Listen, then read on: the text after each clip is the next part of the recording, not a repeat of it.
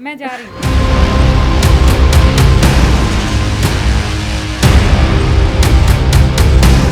कि आज हमारी किस रूबिका से मुलाकात हुई? ऑफ एयर वाली रूबिका, ऑन एयर वाली रूबिका, वो सब एक ही है।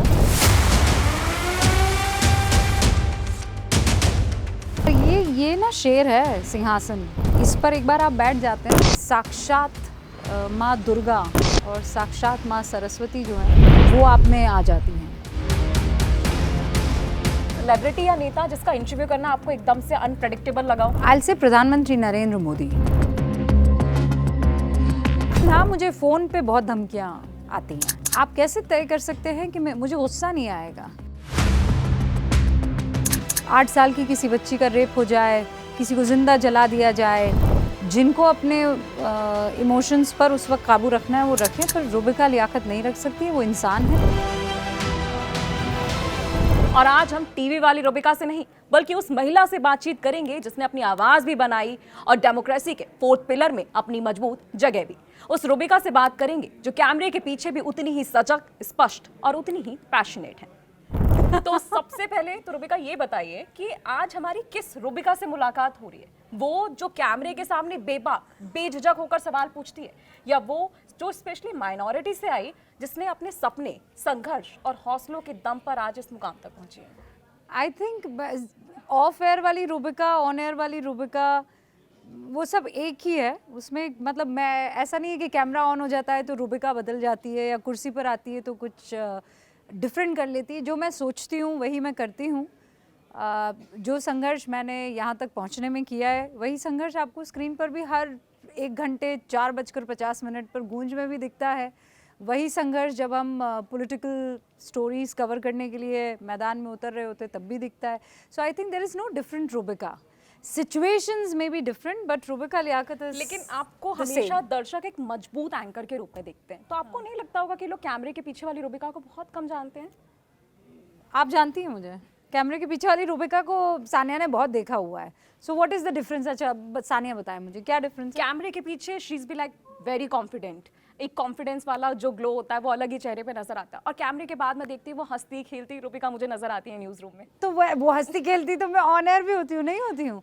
थोड़ा गुस्सा मेरा ज़्यादा दिखता है, नो डाउट अबाउट इट, लेकिन वो गुस्सा इसलिए होता है क्योंकि मुद्दे वैसे होते हैं, सवाल वैसे होते हैं, आप जिनके साथ डील कर रहे होते हैं ऑन स्क्रीन वो सब वैसे होते हैं। लेकिन जब आप जनता के बीच में जाते हैं, जब आप अपने कलीग्स के बीच में होते हैं, जब परिवार के बीच में होते हैं, तब आप हमेशा उस आक्रोश में नहीं होते ना। आक्रोश क्या लेकर आता है? आक्रोश सवाल लेकर आते हैं, आक्रोश मुद्दे लेकर आते हैं। लेकिन हर वक्त तो रूबिका आक्रोशित नहीं हो सकती ना, इसीलिए वो मुस्कान मेरी भी 2 इंच मुस्कान मेरी भी बड़ी प्यारी सी है, तो मुझे बिखेरना उसे भी पसंद आता है। रूबिका मैम, जर्नलिज्म में आने का मोटिवेशन आपको कहाँ से आया? हाँ, I have told this story umpteenth number of times, but once again for the viewers, news 18 India के व्यूअर्स के लिए, तो मैं 8-9 साल की रही होंगी। ये वो टाइम है, मतलब मेरा बेटा 9 साल का है, बेटी 10 की है, एक छोटी वाली 4 की है। So that is the time when I was just trying to understand दुनिया होती क्या है। सो माई फादर अ क्रिकेटर, मेरी माँ साइंटिस्ट थी, और मेरी दादी कुरान बहुत पढ़ा करती थी, बहुत रिलीजियस औरत थी। And then I know one more character, that is my चाचा। घर में तो ये 4 अलग अलग कैरेक्टर होते थे, और मेरे चाचा जो है थोड़ा कंफ्यूज वगैरह रहते थे उस वक्त, क्योंकि उनको क्रिकेटर बनना था या मॉडल बनना था या बिजनेसमैन बनना था। वो अभी उस जद्दोजहद में गुजर रहे थे। So a confused man in the family, a religious woman in the family, a scientist and a cricketer. ये चारों 9 बजते ही टीवी के सामने बैठ जाते थे, मतलब 9 बजे और टीवी के सामने बैठ जाते थे, और एक फूल वाली खूबसूरत सी महिला एंकर स्क्रीन पर आती थी और उसको इतनी शिद्दत से सुनते थे। I think that is when I decided I don't want to be a cricketer, I don't want to be a religious woman, I don't want to be a scientist, I don't want to be any of these. I want to be that woman these people are listening to. और वो back of the mind कहीं था, and then my father put in this thing कि अगर ये अपनी कलम से कुछ लिखेगी तो इनकलाब लेकर आएगी, and that is how I am here. लेकिन मैंने सुना है कि आपने पत्रकारिता मुंबई से की है। हाँ, आप राजस्थान से मुंबई गई। हाँ। तो तो मुझे ऐसा लगता है कि राजस्थान एक अलग स्टेट है और महाराष्ट्र, मुंबई एकदम अलग। मुंबई तो एकदम अल्हड़ है और राजस्थान अलग, वहाँ एकदम अलग परंपराएं हैं। तो जब आप राजस्थान से मुंबई गए तो क्या मुंबई में आपको कोई कल्चरल शॉक नहीं मिला, जैसे एक्सेंट में प्रॉब्लम या फिर कोई और प्रॉब्लम आपने फेस की हो? एब्सोल्युटली, मतलब भाई मुझे याद है जब मैं मुंबई, ये किस्सा किसी को नहीं मालूम है। सो ये डिसाइड हो गया था कि मुंबई में मेरा एडमिशन करवाना है, अब मैं वहाँ पढ़ाई करूँगी, क्योंकि बैचलर ऑफ मास मीडिया वो डिग्री उस वक्त एक तो मणिपाल यूनिवर्सिटी दे रही थी और महाराष्ट्र में भी बहुत सारे, खासकर मुंबई में यूनिवर्सिटीज़ थी, सॉरी कॉलेजेस थे जिन्होंने शुरुआत कर दी थी इसकी। तो अब वहाँ जाने के लिए, एडमिशन लेने के लिए आपको you will have to be there on ground zero.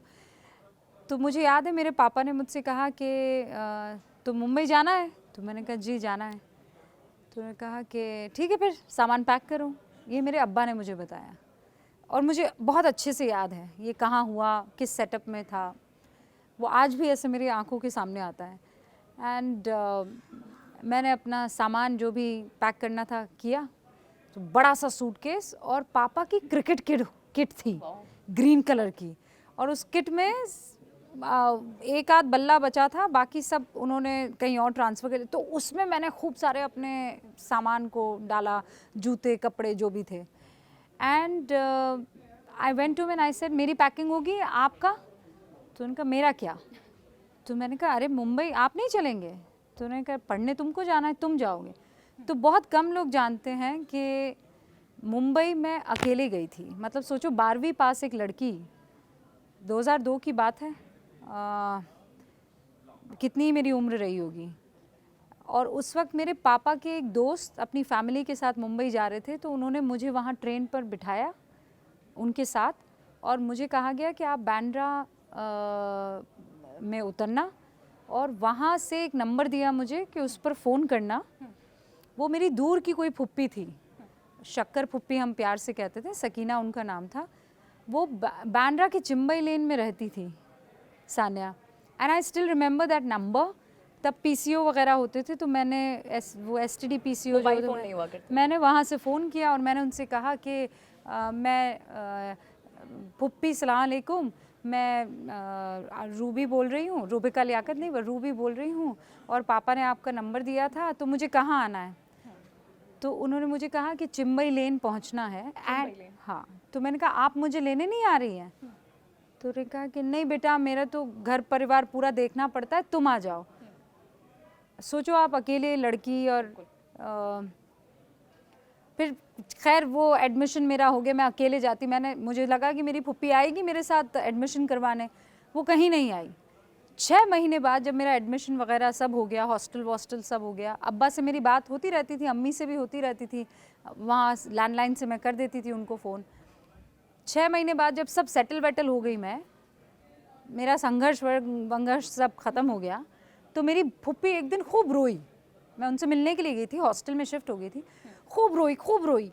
और फिर उसके बाद बोली रूबी तुझसे मुझे एक बात कहनी है। तो मैंने कहा क्या? तो उन्होंने कहा कि देख, वो मैं तेरे साथ एडमिशन के लिए नहीं आई और तुझे अकेला सब करने वरने के लिए छोड़ दिया, वो सब मेरा किया धरा नहीं था।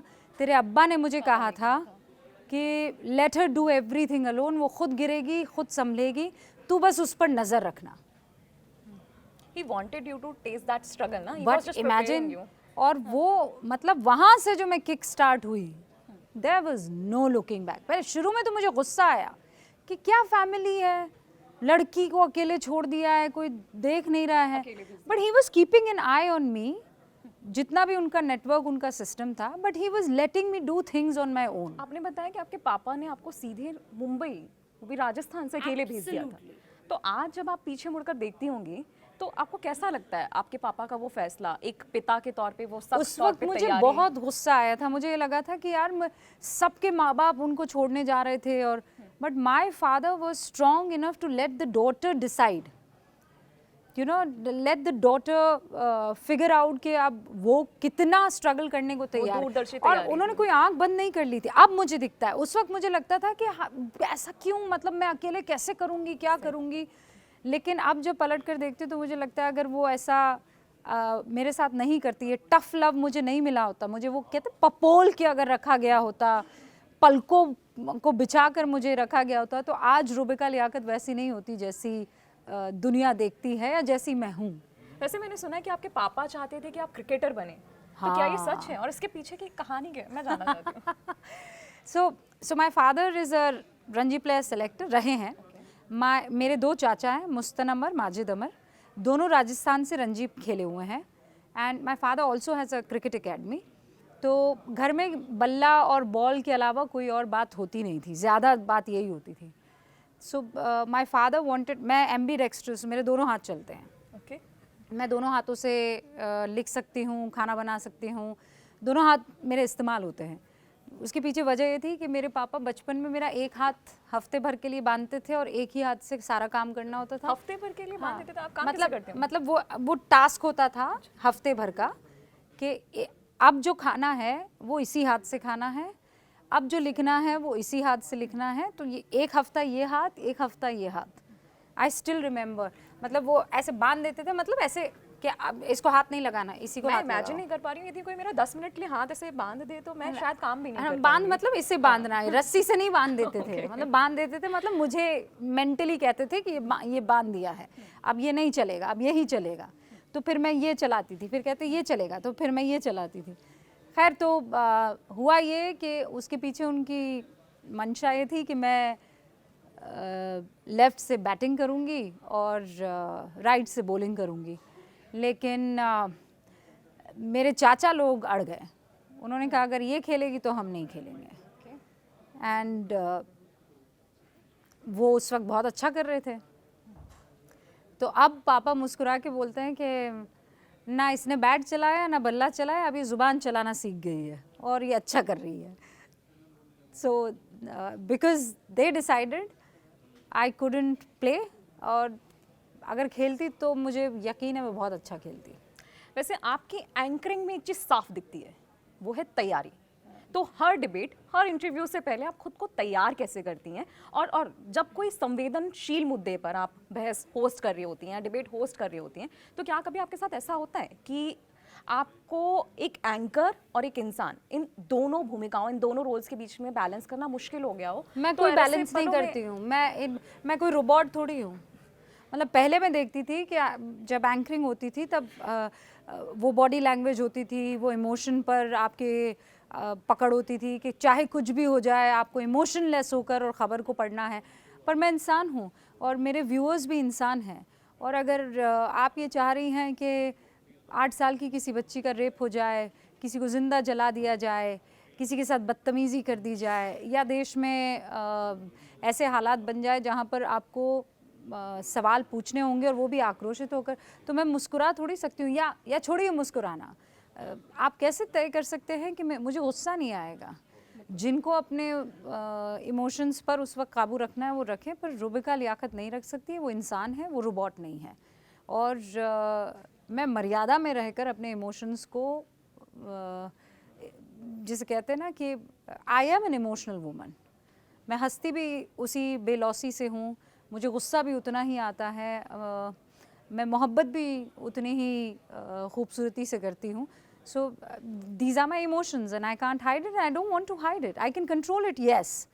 लेकिन जहाँ पर बहने होते हैं मैं उसे बहाने से, मतलब ऐसे पलों में आप प्राथमिकता एक इंसान को देती हैं, एंकर को नहीं? हाँ, मैं I am a woman, I am a human being. और what is with this idea of के नहीं आप एक एंकर हैं। अरे एंकर हैं तो कोई मैं रोबोट एंकर एआई हूँ क्या? एंकर हूँ तो क्या मुझे किसी बात को लेकर मेरा इमोशंस नहीं हो सकते हैं? क्यों नहीं हो सकते हैं? और उन इमोशंस को छुपाना मतलब you are trying to hide yourself. I don't want अगर टू हाइड इमोशनलेस एंकर चाहिए तो आजकल एआई एंकर तो वैसे भी आ है ना, चुके तो हैं, आप एआई एंकर से आप लीजिए। करवा सकते हैं। I am sorry, I am not emotionless and I don't want to be. अच्छा, ओके। रुबिका मैम, इंस्टाग्राम पे मैंने देखा है कि आपकी फिटनेस की खूब चर्चा होती है, और जब मैं कमेंट सेक्शन नीचे पढ़ रही थी तो मैंने देखा कि सबसे ज़्यादा कमेंट्स महिलाओं के थे। तो महिलाएं ये जानना चाहती हैं कि रुबिका लियाकत, इतना प्रेशर, इतना बिजी शेड्यूल और पब्लिक स्क्रूनिटी के बीच में आप खुद को कैसे प्रायोरिटाइज कर लेती हैं? क्योंकि आपकी ये खूबसूरती और आपका ये कॉन्फिडेंस वाला ग्लो, ये सब, इस सब के पीछे फिलॉसफी क्या है? सानिया, व्हाट तुम्हारी घड़ी में कितने घंटे हैं? अभी शायद कितने घंटे हैं इन टोटलिटी? एक दिन में कितने घंटे? 24 घंटे होते हैं। 24। So has Allah given me 25 घंटा? बिल्कुल नहीं ना? नहीं, हैज़ योर भगवान गिवन यू 26 घंटा? बिल्कुल भी नहीं। नहीं, ऐसा तो नहीं है ना, सबके 24 ही हम घंटे सबको हैं। 24 घंटे। अब उस 24 घंटे में आप अपने प्रायोरिटीज़ को अगर सेट नहीं कर पा रहे हैं, मतलब सबके पास, चाहे इस दुनिया का सबसे रिचेस्ट आदमी हो, चाहे इस दुनिया का सबसे गरीब आदमी हो, चाहे इस दुनिया का सबसे मोटा आदमी हो, चाहे इस दुनिया का सबसे पतला आदमी हो, वो अपनी प्रायोरिटीज़ पर ये तय करता है कि उसे क्या बनना है। मेरी प्रायोरिटी है मेरा परिवार, लेकिन अगर आप चाहें कि नहीं उसको आप क्रमबद्ध तरीके से बताइए, तो I think I will choose my country first, ठीक है, then comes my family and obviously my profession. और एक्चुअली मैंने क्रम कभी सोचा नहीं है, लेकिन अगर मैं क्रमबद्ध तरीके से देखूं तो सबसे पहले आपको अपने आप को मजबूत रखना होगा। जब आप मजबूत रहेंगे तो आपका पड़ोसी मजबूत रह पाएगा।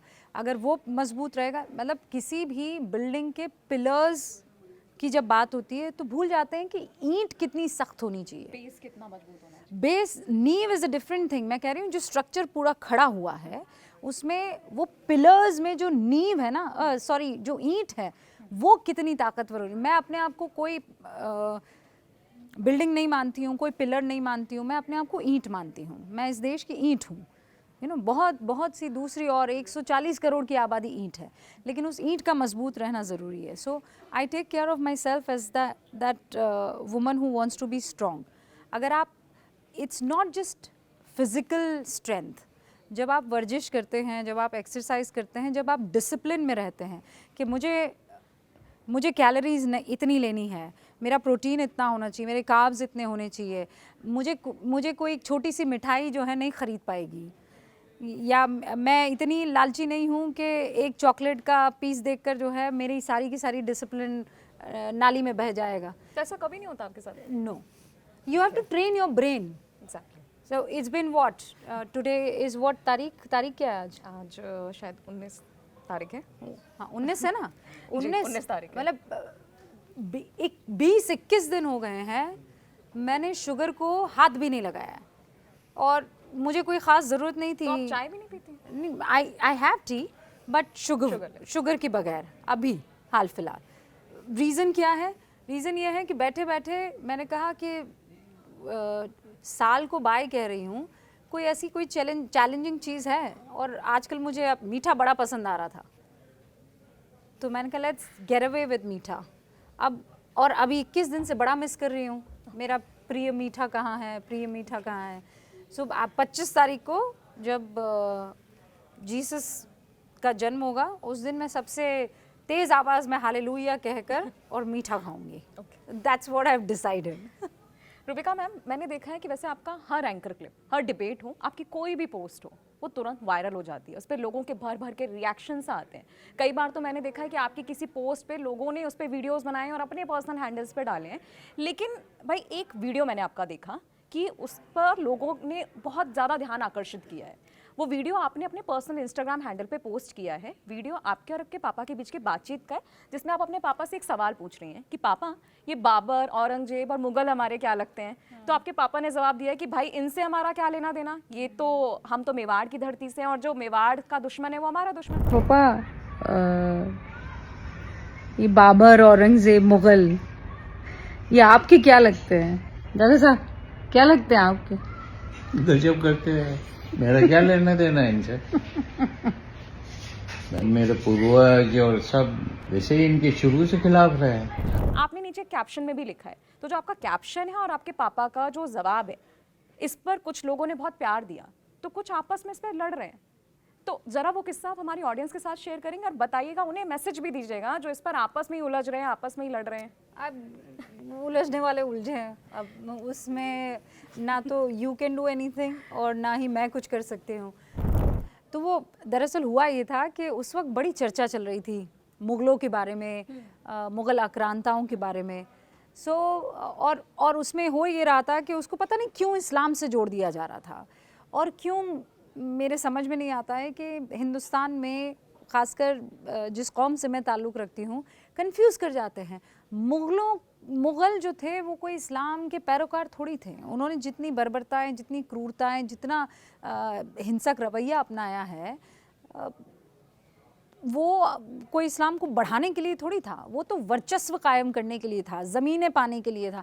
अगर ऐसा ही था कि उनको नहीं इस्लाम का परचम बुलंद करना था तो वो अपने वहाँ ज़मीन पर करते ना, किसी ने रोका था उनको? वहाँ तो कुछ ना कर पाए, सब आके यहीं किया है, यहीं पर फिर लूटपाट करते हैं, फिर कह रहे नहीं वो तो यहाँ आए और यहाँ पर बस गए और फिर यहीं पर मर गए। हाँ, तो फिर इससे बेहतर जगह कोई थी नहीं तो क्या करते? वापस वहाँ जाते हैं, वो जो बंजर ज़मीन है, कोई नहीं जाता वहाँ पर वापस।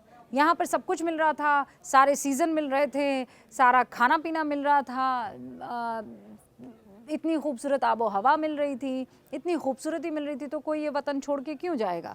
तो कोई एहसान नहीं किया उन्होंने कि वो यहीं रहे और यहीं मर गए और यहाँ पर आकर। अरे भाई, आप किराए में किसी के घर पे रहते हैं तो उस घर को सजाते संवारते नहीं हैं क्या?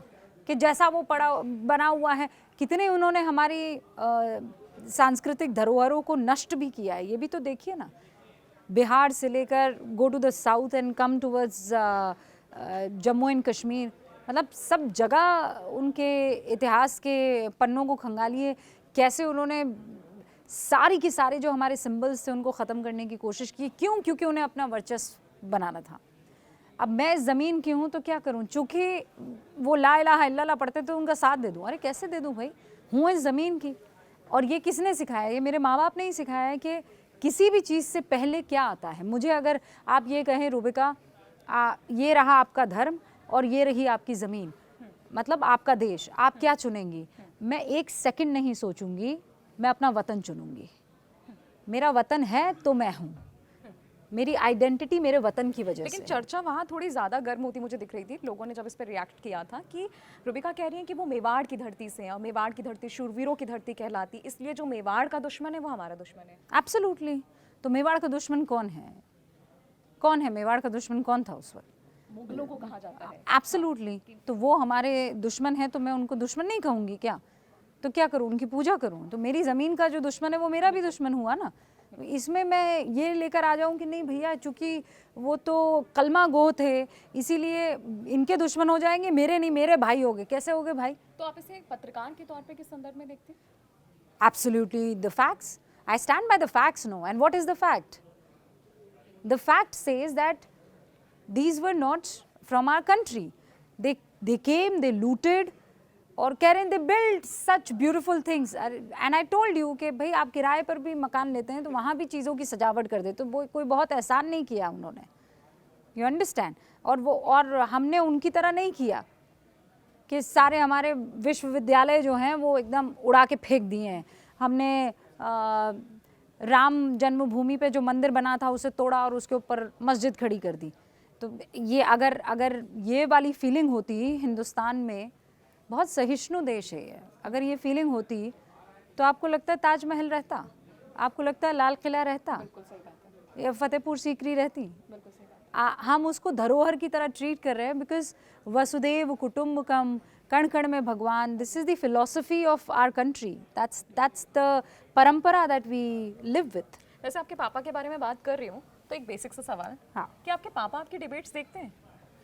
नहीं, वो कहते हैं कि मैं डिबेट जैसे ही रूबिका आती है मेरा बीपी हाई हो जाता है कि अब ये पता नहीं किससे जो है वो लड़ बैठेंगी, कहीं ऐसा तो नहीं हो जाएगा कि मेरी बिटिया जो है वो संघर्ष के उस मुकाम पर पहुंच जाएगी जहां मुझे तकलीफ होने लगेगी, कोई कुछ कह तो नहीं देगा। अब है ना, बाप है ना, वो कभी कभी पिता है ना, ऑफ कोर्स देखते हैं। वो ऐसा बोलते हैं कि मेरा बीपी हाई हो जाता है जैसे ही तुम्हारा शो शुरू होता है, लेकिन वो पूरी खबर रखते हैं।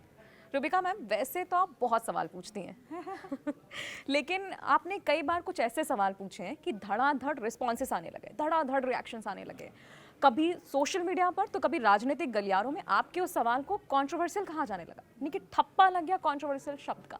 तब आप कैसे तय करती हैं कि या तो वो आलोचना है या आपके उस सवाल का असर है? But what is that question that you are asking? जैसे कि आपने कई बार बाबा बागेश्वर से कुछ सवाल पूछे हैं, तो कई बार किसी इस्लामिक स्कॉलर से सवाल पूछे हैं, कि कई बार आप कहती हैं कि नहीं आप फैक्ट लेकर आइए, आप बिना किसी फैक्ट पे कैसे बात कर सकते हैं। तो आप जिस तरीके से तलखी में उन्हें डांटती हैं, तो आपको कहा जाने लगता है नहीं नहीं ये रूबिका ऐसे नहीं कर सकती हैं, ये तो कंट्रोवर्शियल है, तब आप कैसे तय करती हैं कि या तो आपके सवाल का असर है या आलोचना हो रही है? नहीं, आलोचकों को आपको नज़दीक रखना चाहिए ताकि वो आपको बता सके कि कहीं आप फॉल्टर तो नहीं कर रहे हैं। लेकिन मेजॉरिटी जो फीडबैक होता है और जो लोग देखते हैं वो तो उनकी आंखों में दिखाई देता है ना। और फिर आप भी तो शीशे के सामने खड़े रहकर, और जब आप सारा दिन ख़त्म करते हैं तो आप, जैसे मैं अक्सर ये करती हूँ कि Rubika you lived it beautifully today, you did a good job.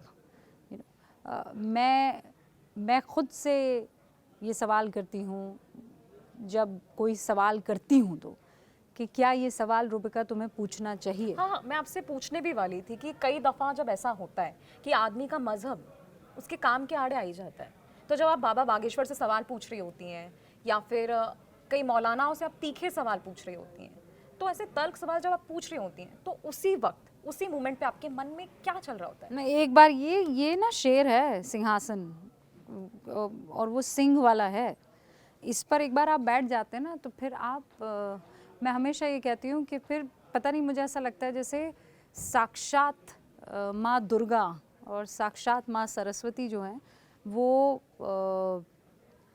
आप में आ जाती हैं। मतलब उसके बाद फिर कोई खौफ नहीं होता है। उसके बाद you are into that mission mode where you have to ask questions. और मैं हमेशा बच्चों से भी ये बात, जहाँ पढ़ाती हूँ, जिनसे मिलने जाती हूँ, उनसे अक्सर ये कहती हूँ, कोई सवाल बुरा या सही या गलत नहीं होता है, सवाल सवाल होता है। मेरे जहन में अचानक ये सवाल आ सकता है कि सान्या ये क्यों कर रही है, सवाल है ना, क्यों कर रही है, वो जवाब दे ना दे इज़ अ डिफरेंट थिंग, पर सवाल तो कहीं भी आ सकता है, कोई भी तरीके का हो सकता है। ये कहना कि सवाल ही नहीं है, नहीं, सवाल और ये अच्छा है कि बुरा है, no, if it's a question it's a question. So when I ask a question I do not think whether इसका रिएक्शन क्या होगा, नहीं, वो मेरे मन में सवाल था, वो जनता के मन में सवाल था, मैंने पूछ लिया। आपने अभी माँ दुर्गा का जिक्र किया तो मुझे याद आया कि फेमिनिज्म का जिक्र हर वक्त होता रहता है समाज में। तो फेमिनिज्म की बात करते हुए समाज अक्सर ये तय करता दिख जाता है या तय करता है कि एक आज़ाद महिला कैसी दिखे। तो आपके हिसाब से आज़ादी पहनावे में है, उसकी सोच में है, या उसके हक में है कि वो महिला क्या करना चाहती है? वो महिला आपको कोई पैमाना बनाना ही क्यों है? बिल्कुल, मतलब अब आपकी आज़ादी का पैमाना अलग हो सकता है, मेरी आज़ादी का पैमाना अलग हो सकता है, बशर्ते मैं आपकी आज़ादी में खलल नहीं डाल रही हूँ, मैं आपको किसी तरह परेशान नहीं कर रही हूँ। यू नो, आज़ादी ये बड़ा, जिसे कहते हैं ना, ये बड़ा आज़ादी किस्म का सब्जेक्ट है, इसको आप बांध नहीं सकते हो। और आप ये तो कतई डिसाइड नहीं कर सकते हो कि आज़ादी को आप कैसे डिफ़ाइन करेंगे, ये किसी का हक नहीं है। वो महिला, उसका कंफर्ट, और केवल महिला ही क्यों, मैं जब भी बात करती हूँ मैं कहती हूँ कि चाहे महिला हो चाहे पुरुषों के भी अपने संघर्ष है सानिया, और महिलाओं के भी अपने संघर्ष हैं, और इस पर कभी लंबी चर्चा हो सकती है। लेकिन मेरे हिसाब से तुम चलो, ये कैसी आज़ादी है? हाँ, there is something called as discipline, there is something called as kanoon, there is something called as samvidhan. ये एक कलेक्टिव हमारी रिस्पॉन्सिबिलिटी है। उसके बाद जिस तरीके की कि नहीं फला चीज़ पहनोगी तभी तुम आज़ाद कहलाओगी, या फला चीज़ नहीं पहनोगी तभी तुम आज़ाद कहलाओगी, मैं इस पचड़े में पड़ती नहीं हूँ। मुझे भी ऐसा लगता है कि चाहे हिजाब हो, बुर्का हो या घूंघट हो, यहाँ पर असल बहस डिबेट जो है वो कपड़े की है ही नहीं, उस महिला के चुनाव की है। और मुझे ऐसा लगता है कि असल मायने में आज़ादी भी वहीं से शुरू होती है। हाँ, और दूसरा ये कि चाहे वो घूंघट हो चाहे वो पर्दा हो, अगर खुदा को आपके मेरे चेहरे से इतनी दिक्कत थी तो वो हमारे चेहरे पर ही निकाब के साथ हमें पैदा करता है ना, लड़कियों को। Agreed. I do not believe in this idea of के आपको जो है खुदा ने सामने वाले से कमतर बनाया है तो वो तो अपना चेहरा दिखा सकता है पर आप नहीं दिखा सकती हैं। ये क्या बात हुई? अरे आप किस तरीके से ड्रेस करती हैं, मतलब मेरी माँ कहती थी पहनावा जो है वो ऐसा हो कि तुम भी कंफर्टेबल रहो और सामने वाला भी, ये दो तरफा की चीज़ है। कंफर्ट जोन जो है वो तुम्हारा भी होना चाहिए और मेरा भी होना चाहिए, मतलब जो पहना है उस सामने वाला असहज ना हो और जिसने पहना है वो असहज ना हो। जरा इसे आप ब्रीफ करेंगे कि सामने वाला भी असहज ना हो। सामने मतलब जो देख रहा है, ठीक है। अब कपड़े किस लिए हैं? कपड़े इसीलिए हैं ना कि आप मैं मेरा ये मानना है कि there something called as modestly dressed person, ठीक है। तो फिर कपड़े की ज़रूरत ही नहीं है ना। अगर आप how do I put it कि कोई भी कपड़ा जब आप शरीर पर धारण कर रहे हैं तो उस कपड़े की परिभाषा क्या है कि वो आपको भी कंफर्ट जोन में रखे और सामने वाले को भी कंफर्ट जोन में रखे। और मेरी माँ वाकई बहुत शानदार बात ये कहती थी। अब मैं एकदम अपने आप को अनकंफर्टेबल सिचुएशन में डाल के आपको कंफर्टेबल करूं, व्हाट इज़ दिस? बेइंतहा गर्मी में मैं अपने आप को एकदम ऊपर से नीचे तक जकड़ लूं, तो I am uncomfortable. For your comfort I am uncomfortable. I wouldn't want to dress like that. And I will also not want to dress up as if nothing has been worn. तो आपको you will have to figure out वो बीच वाला एक जगह जहाँ पे भाई तुम भी कंफर्टेबल मैं भी कंफर्टेबल, पर तुम्हारे हिसाब से नहीं चलूँगी या तुम मेरे हिसाब से नहीं चलोगे, तो दोनों एक दूसरे की इज्जत रखते हैं। एक आखिरी सवाल, इसके बाद हम रैपिड फायर राउंड करेंगे। रैपिड फायर भी है जी, इस साल मैम बस रैपिड फायर बहुत ज़रूरी है। एक आखिरी सवाल है, इस साल हमने बहुत कुछ देखा। अमेरिका में सत्ता परिवर्तन हुआ, फिर प्रयागराज में महाकुंभ आया, आस्था के बीच में भगदड़ की खबर आई, उसके बाद पहलगाम का वो आतंकी हमला जिसे देश कभी नहीं भूलेगा, फिर ऑपरेशन सिंदूर हुआ, भारत पाकिस्तान के बीच में जंग हुई, लेकिन फिर अहमदाबाद का वो प्लेन हादसा जिसने पूरे देश को झकझोर दिया। आप इन सब पर एंकर रहे हैं, आपने इन सब पर डिबेट्स किए, आपने ग्राउंड रिपोर्ट्स किए, लेकिन कौन सी वो ऐसी कवरेज थी, कौन सी वो खबर थी जिसे करने से पहले ही आप कुछ सेकंड्स के लिए एकदम सन रह गए, आपका दिमाग ब्लैंक हो गया? ओहो, ये तो हर खबर के साथ होता है, हर खबर के साथ होता है। एवरी सिंगल, अभी यहाँ बैठने से पहले आई वाज सन, आई वाज ब्लैंक, और वो आज भी मैं जैसे, यहाँ तो मेरा पीसीआर है नहीं, यहाँ तो आप एंकर हैं, लेकिन जितनी बार मैं स्टूडियो में या कैमरा के सामने पहुँच रही होती हूँ, आई गो रेस्टलेस, मैं ब्लैंक हो जाती हूँ, मुझे समझ ही नहीं आता है कि वो शून्य वाली स्थिति नहीं होती है, मैं उसमें चली जाती हूँ। सो उसमें कोई खबर का कोई योगदान नहीं है, उसमें you know the connection that एक होता है ना, there is a spark, there's this, और वो spark के वक्त एक हल्का सा blackout टाइप का होता है। जब काउंटडाउन स्टार्ट होता है और पीसीआर बोलता है कि 5 4 3 2 1 एंड दैट क्यू, क्योंकि मैंने भी एंकर किया और जब ये काउंटडाउन स्टार्ट होता था एक धक-धक होता था। वो it still happens, it still happens। अच्छा, क्या कभी ऐसा हुआ है कि खबर टेक्निकली तो ब्रेकिंग थी, लेकिन आपको ऐसा लगा हो एडिटोरियल तौर पर कि नहीं इससे अभी ऐसे दिखाना सही नहीं होगा?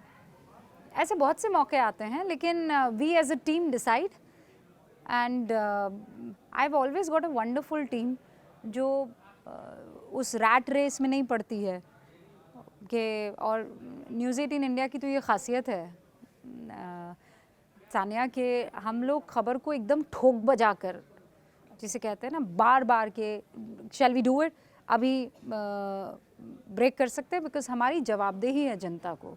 There's something called as credibility.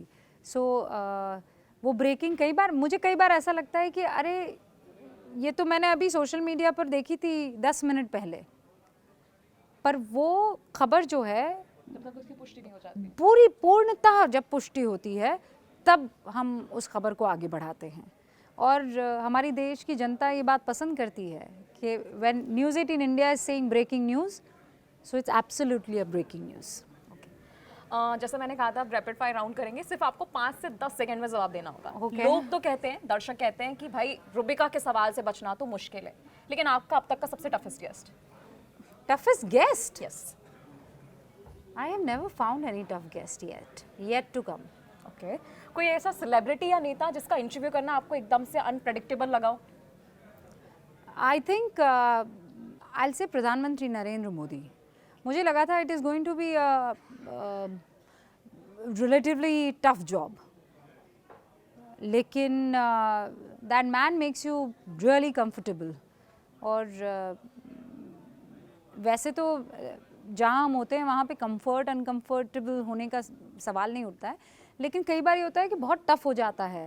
That you know you are trying to get into something and the person is not kind of ready to either say anything, और मतलब इंटरव्यू होता है जिसमें बहता है आदमी. So it was very interesting कि जो मैं सोच के गई थी प्रधानमंत्री नरेंद्र मोदी के इंटरव्यू में कि जो सवाल होंगे वो जवाब जो है छोटे होंगे कि बड़े होंगे, लेकिन वो फ्लॉलेस था. And he actually makes you comfortable. It is like और पूछो, मतलब इट कम्स फ्रॉम आपका इंटरव्यू ही, और इंटरव्यूअर के बीच में बहुत सारी बातें आंखों से भी हो रही होती है कि यू नो अब ठीक है, अब ख़त्म कर देना चाहिए, अब पूछना चाहिए, अब नहीं पूछना चाहिए. He is getting comfortable, he is getting uncomfortable. लेकिन कई ऐसे होते हैं कि अरे more, let it come more, let it come more. So I really enjoyed that interview, not just once, both the interviews. Okay, आपका फेवरेट न्यूज़ शो? Goonj. आपका favourite attire? I love sarees. Sari. Love late तक sarees. सोना पसंद है? बिल्कुल नहीं. Okay. मुझे सोना पसंद ही नहीं है, सच बताऊं तो. ओके, थोड़ा और सीरियस मुझे सवाल. लगता है, हाँ. कि कभी किसी नेता ने आपको धमकी दी है? नेता ने तो नहीं दी है, दी भी होगी तो मुझे ध्यान नहीं है. धमकियाँ कौन ध्यान रखता है. लेकिन हाँ, मुझे फ़ोन पे बहुत धमकियाँ आती हैं. फ़ोन पे आती हैं, सोशल मीडिया पर धमकियाँ आती है. तो धमकी देने वाले के हाथ में है मेरी ज़िंदगी? वो तो खुदा के हाथ में है ना. दे दे जितनी धमकी देनी हो. सांसें देने वाला तो ऊपर बैठा हुआ है ना, वो सबका बाप है. अगर आपको आने वाले 10 सालों में मौका मिला राजनीति ज्वाइन करने का, तो क्या पॉलिटिक्स में जाएंगे? I live in today. I give my best shot today. I never think about tomorrow. I never do that. अच्छा, रूबिका की 3 अच्छी आदतें और 3 बुरी आदतें. बुरी आदतें मैं क्यों बताऊंगी, बिल्कुल नहीं बताऊंगी. अच्छी आदतें बता देती हूँ. 3 अच्छी आदतें. I am an early riser. मैं सुबह जल्दी उठ जाती हूँ और I am a very discipline woman. मेरे खान पान से लेकर एक्सरसाइज से लेकर everything, I like to live a discipline life. और एक अच्छी आदत यह है कि मैं किसी चीज़ का ऐसे लोड नहीं लेती हूँ. मुझे लगता है कि ज़िंदगी बहुत अनप्रेडिक्टेबल है और ज़बरदस्ती के ना लोड लेकर ज़िंदगी में चलना is not a great idea. और ख़ासकर माँ के जाने के बाद मुझे लगा है कि कुछ भी परमानेंट नहीं होता है. Nothing is permanent in life. Just try to be happy, just try to be truthful and honest. Live your life to the fullest. अपने आप को आपको 3 शब्दों में, सिर्फ 3 शब्दों में न्यूज़ रूम में डिस्क्राइब करना हो तो वो 3 शब्द क्या होंगे? आई थिंक या चलिए न्यूज़ रूम नहीं तो पत्रकारिता में आपको डिस्क्राइब करना हो अपने आप को. सिर्फ 3 fearless. शब्द. ओके.